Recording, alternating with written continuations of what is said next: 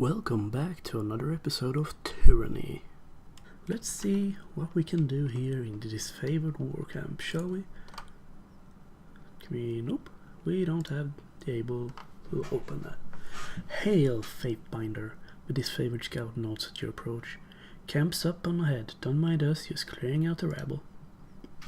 Sterling Hagnan says, I still don't understand what I've done to offend. I respect that these are now disfavored lands, and I'm happy to give the Legion a proper toll. But she's going on about trading rights. What nonsense is that? I am not allowed to trade one thing for another? It's not like I'm selling weapons to angry peasants or anything like that.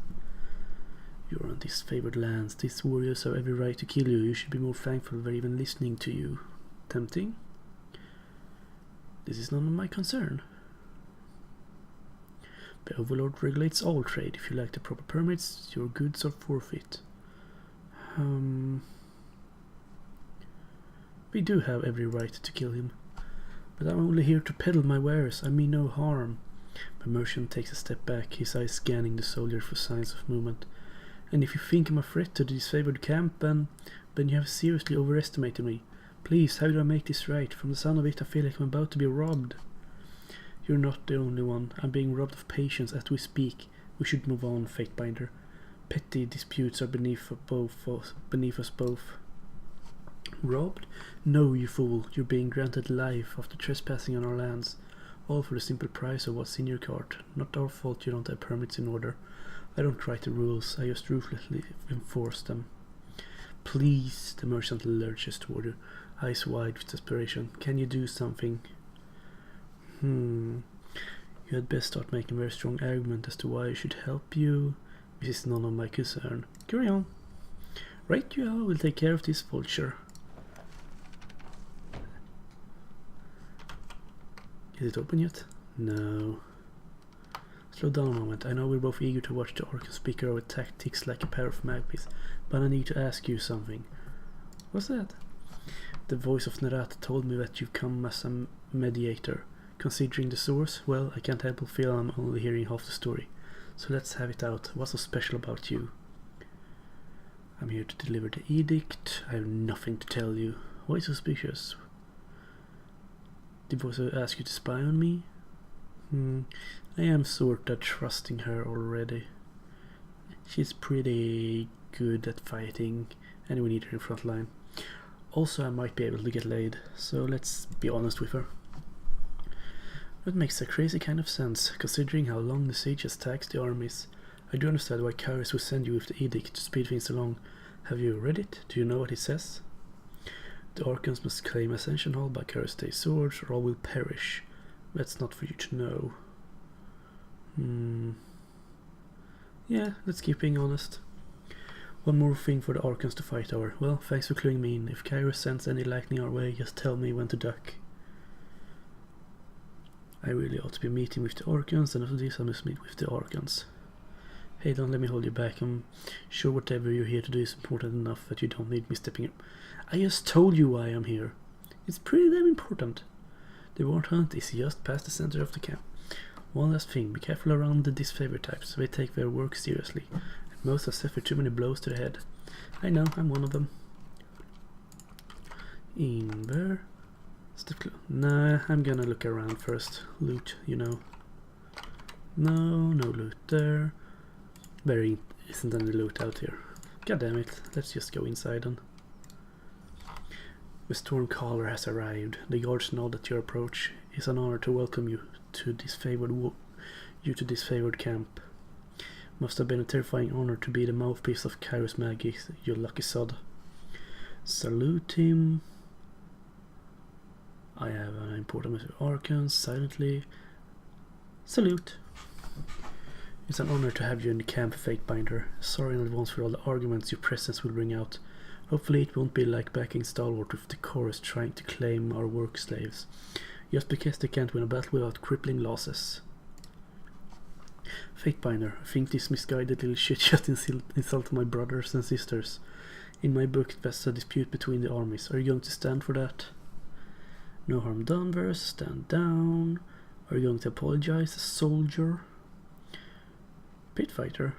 Ooh, interesting. We're gonna stand up No. No harm done, Verse. Stand down. Duty before hose. None to you maybe, but word of mouth and one standing important in the army. A cocky guard who doesn't know his business can do as much damage as a pitchfork to the guts. I thought you would have had that figured out by now. Go on in, the soldier gestures toward the camp. The Archons are expecting you. You'll find him in the war tent, center of camp. Ooh, that's a lot of shit. Let's start with... No, we can't borrow stuff. Boric, who are you? Nope. Can we borrow some stuff here? Sure, why not? Penitbor. Hail to you, guardian of the law. The man dressed in merchant finery greets you with a smile. If you have a few excess rings weighing you down, please best unburden yourself. Might I? You know that if the disfavored suffer a merchant in the camp, there must be a man selling only the finest provisions and ornaments. He points to his collection of shields, rations, satchel, wineskins and other sundries. Take a look and see if something interests you. Might I take a look in one of these crates? Standard inspection procedure. He hesitates and then corrects with a welcoming smile. Of course, by all means, I have nothing to hide. He makes a show of removing crate sleeves and showing off his wares with an open palm. His supplies are all perfectly ordinary. You see nothing out of place or unauthorized by his mercantile license. Everything's in order. Farewell. What do this little Rona has to say then? Nothing interesting. What's in this little pile of loot? Pair of boots. Yes, face. Is there a pig? Animal pen. Loot, loot, loot. Got it. Yes, I did get it. Few seconds recovery. I'm gonna go ahead and... Does recovery work for my weapon as well, I wonder? There we go. Let's see. My heart shot has 15 seconds cooldown. If I plop on that, it's going to have 15 seconds cooldown. Well, that did shit. What is the recover? I think it's how often you can attack, not how often your abilities can be used.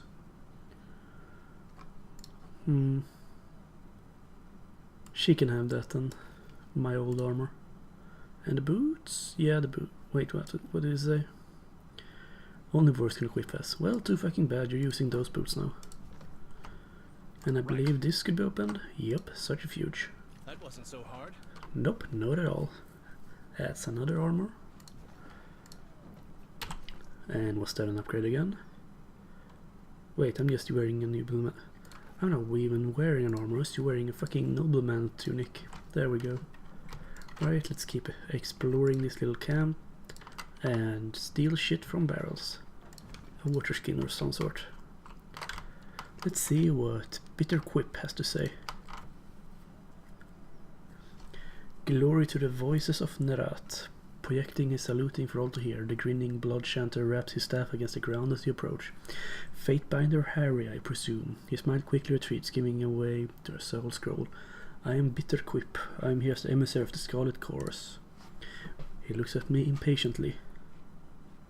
I don't give a shit about you. You're just a prick. That's the warcamp, I'm guessing. Yep. Waiting aside. A hat. Yes, please. Lucia, what do you have to say? I am Lucia, this is Marcus. The disfavored soldiers point to the armored man next to her. And you must be the Fatebinder. From under her helmet here, an odd busk off. We've been assigned to Babis. I sign to your hospitality, Marcus quickly interjects. While you remain in disfavored grounds, if you should need a place to rest, you can make the necessary preparations. What can we do for you? Have you skills? I could use some training. Let's see. Of course, Famer. Marcus pounds his fist on his armor in salute. Oh, can train. Let's see. Is it really that cheap? Really? It's fucking cheap as shit. Oh. Can only train maximum number of times. That makes sense, I suppose. And she should train one-handed.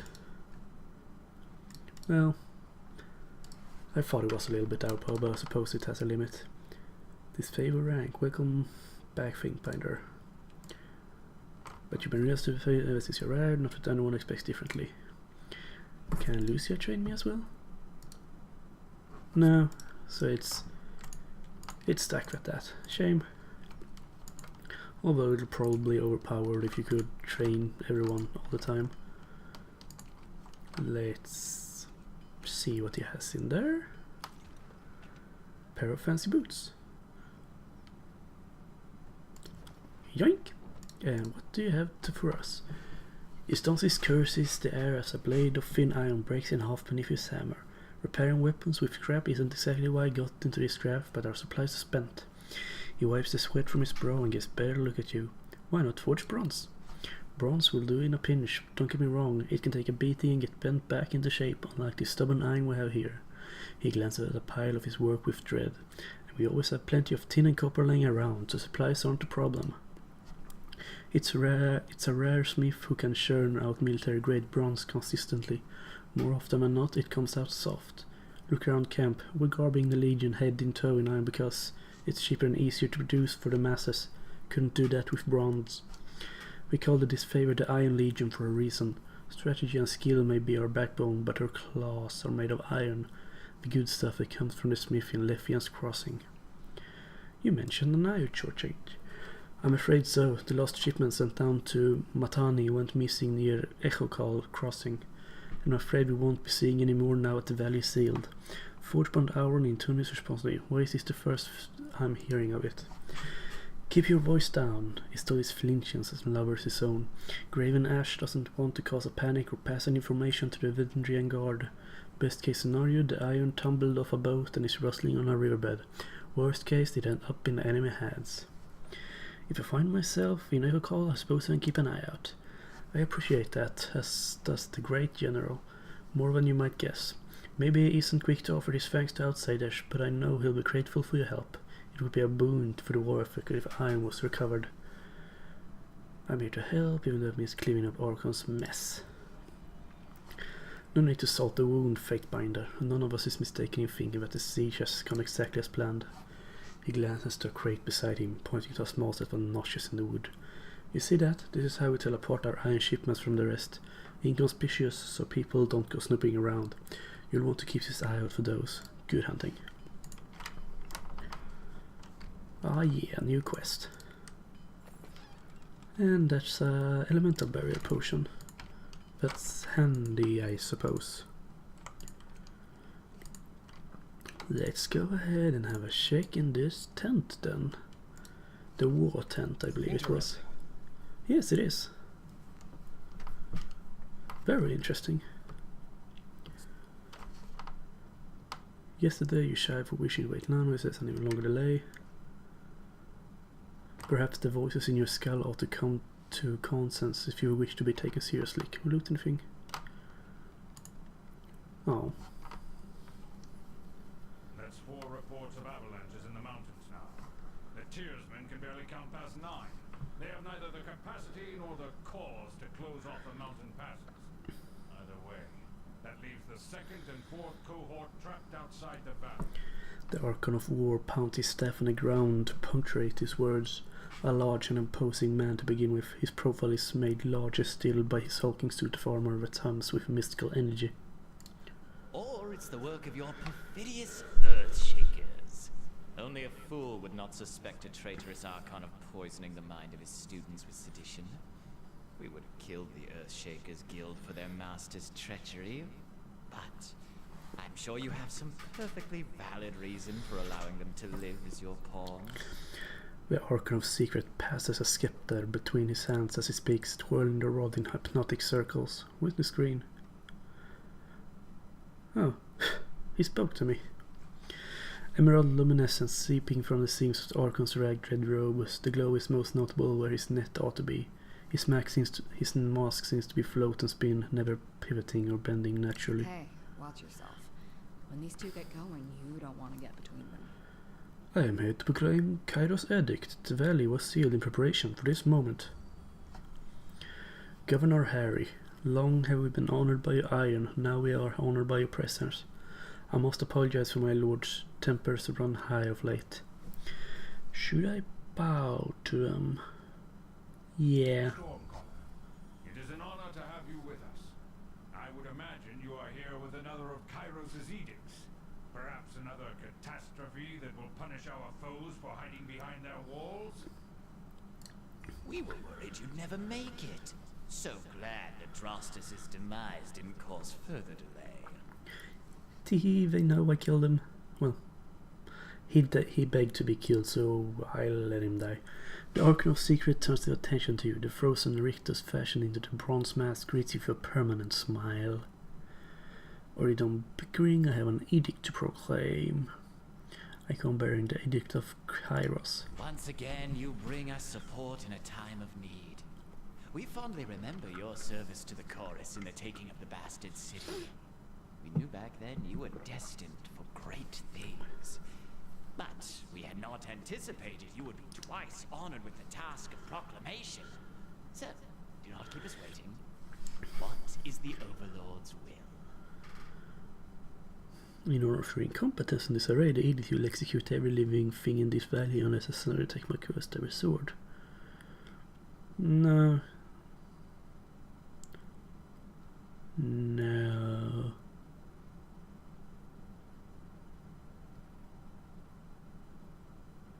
Yeah, I think it's been number 2. The earth sways with each word you utter. The air thickens with warmth as you pronounce the firstly praised commandment. Is every syllable drafted by the hand of Kairos. With the edict proclaimed, your pulse quickens and the muscles in your legs, worn from a long trip down the mountain, feels renewed, with tired limbs now nearly buoyant with vigor.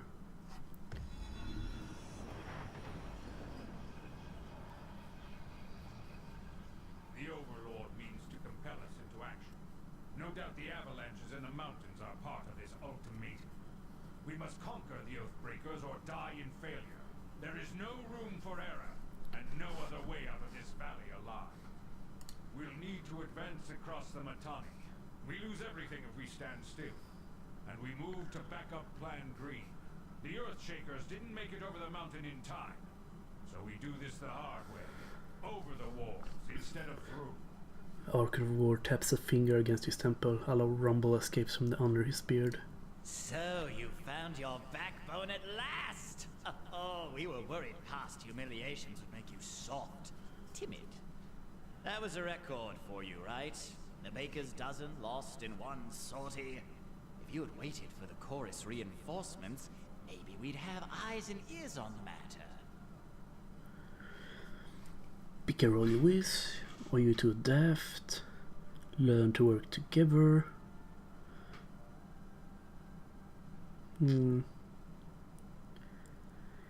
They call you the Archon of Secrets, but you certainly don't seem to know anything remotely useful. Thought you had the memories of one of those Oathbreakers rattling about that bronze gourd of yours. Would Kairos' mighty spy master please enlighten this gathering of allies with some scrap of strategic insight? Burned. The Archon of Secrets turns his head to the side until the face of his mask has turned around and a new facet of the mask presents itself and facing forward. When next the Archon speaks, the trembling voice of a younger man can be heard. Our river was to be the bulwark, but with the tidecasters slain, what hope remains? It's so cold in here. Help me, please. The Archon turns his head far to the side until the previous face of the mask now looks forward. Our sources tell us the Oathbreakers had some sort of magical trick in store. But this knowledge is tinged with fear, trepidation. If we make a move for the Mittani, we suspect the Oathbreakers will mount a counterattack that is equal parts valiant and futile. Then enough talking, there's work to be done. My lord, Barrick and his band has been drilled on the Echo Hall assault plan. The Crescent Runners should be briefing him as to speak regarding the latest enemy movements along the river. I will dispatch him at once. The Iron Marshal salutes, clapping a gauntlet to her breastplate. And I will ensure the chorus stands ready to march. If the Disfavored can take the river, the chorus has the manpower to secure the outer ring of the valley. Our soldiers clamor for battle, and at last we shall have it. Verse, we command you to continue guarding the Fatebinder. Tunan's chosen is our honored guest, and must be shown our finest hospitality. I won't let you down, boss. He'll get through the campaign and win peace, as long as he doesn't do anything too stupid. No promises. The Archon twirls his scepter one last time, but taps the fifth eye on the shoulder, and the two departs. Suit yourself, Fatebinder, the more you ignore us.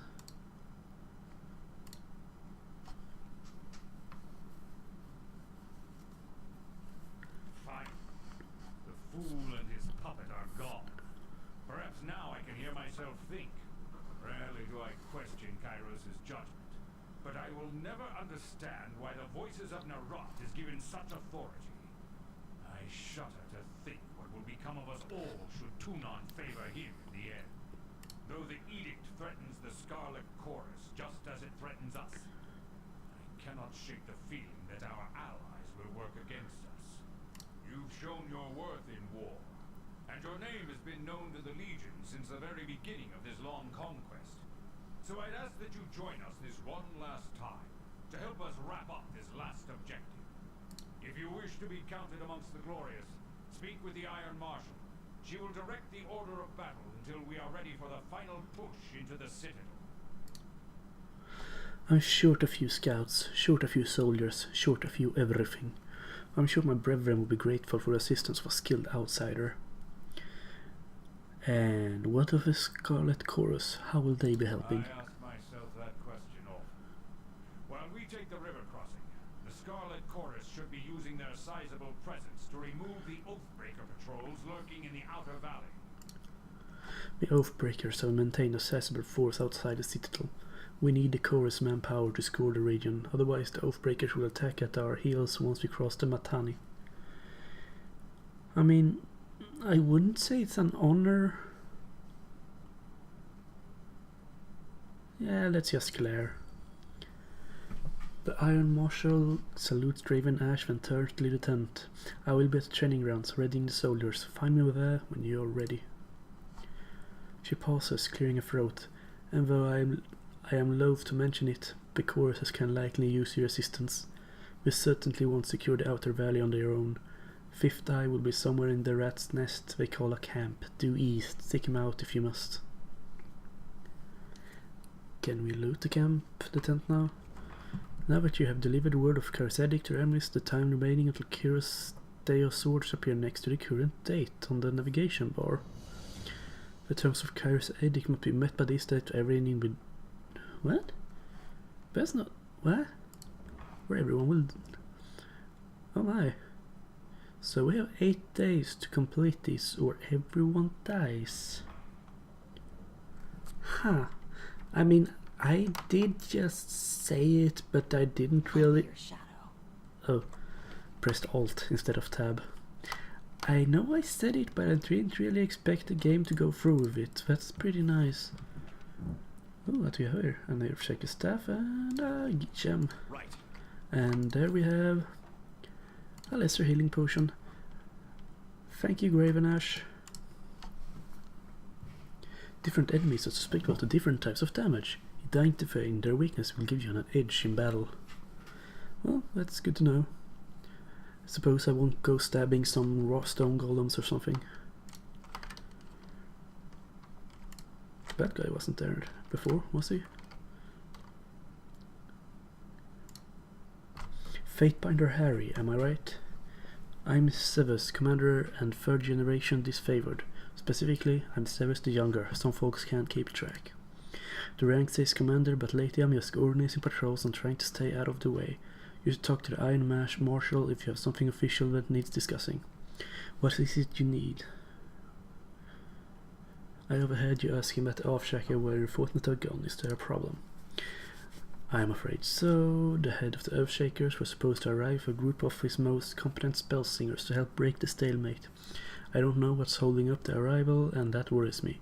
If you were at all inclined to lend a hand, we could use some arcane support at our side. Yeah, I suppose having some casters at our side could be good. Could you? I knew that Tuna's agent wouldn't fail us at a time of need. I'll mark the last known site of objective reinforcement on your map. Good hunting, Fatebinder. Farewell. Now the Iron Marshal is there, yep. What do you want for us?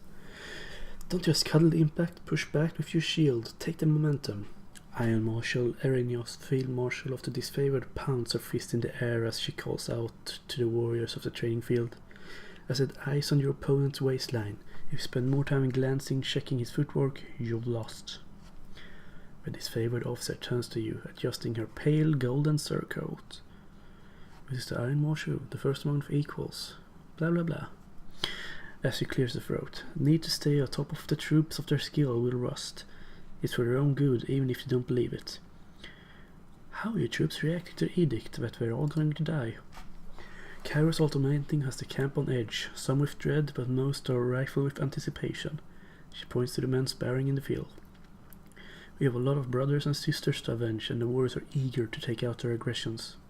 I for one choose to see the edict as a blessing, for it forces the generals to act, and we're long overdue. I was mentioned you're short on warriors and need help. What's the situation? I have brigades amassing Long Placid, Echo Call, and Littertooth Crossing. The Vendrian Guard may be able to hold one bridge, but they cannot hold against a concentrated three-pronged attack. I have no right to give you orders, but I was falter, a short cough before breaking her flow. But we all died to Kairos' edict should we fail, so I'm not about to let my pride blind me to the value of good help.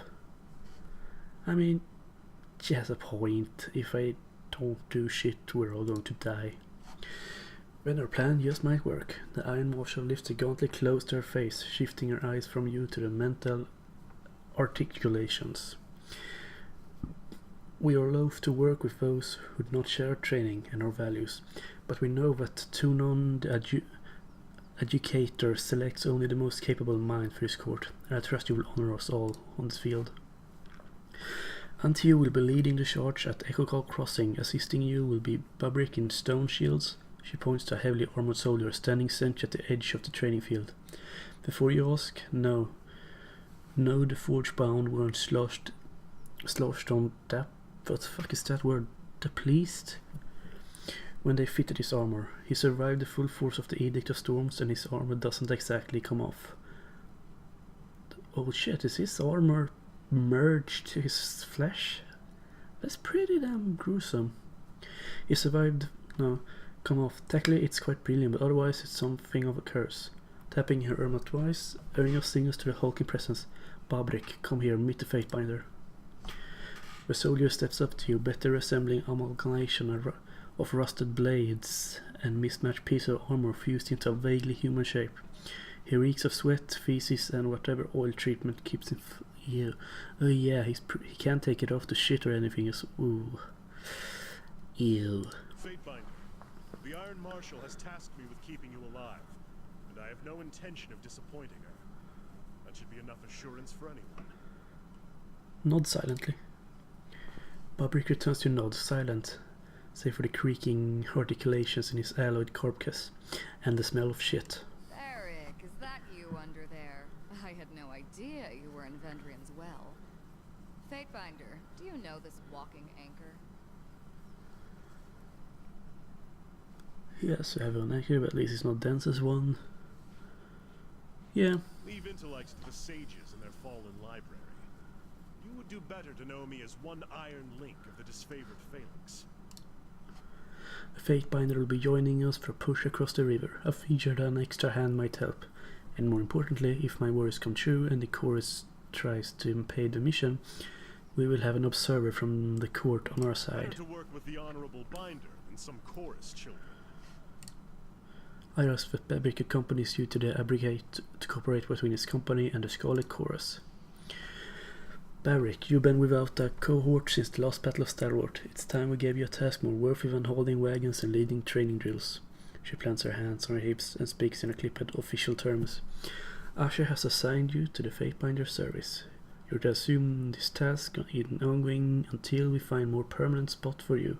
which could very well mean the swiftly approaching end of this war, or when the fight ender dismisses you. Is that understood? I suppose I could be worse company than the renowned Mage Slayer. I have seen how this one treats any upstart who fails to recognize the benefits of Kairos' peace. Yep, that's what I did. Kill the fucking mages. Though I would much rather attend my duties here, that is, unless you're serious about changing my assignment, Iron Marshal. That's an order, Barik.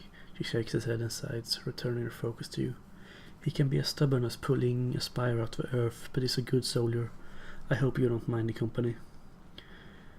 I'm honored to have a man of Iron Legion at my side. I do mind, I'll allow it anyway. It's only... I mean... I'll allow it anyway, if only I can put a large object between myself and the enemy. I should be honest. She guards you with parallax frown. Barik is indeed here for your protection. If you don't find it suitable duty, you're free to discharge him from service. Hello, Barik.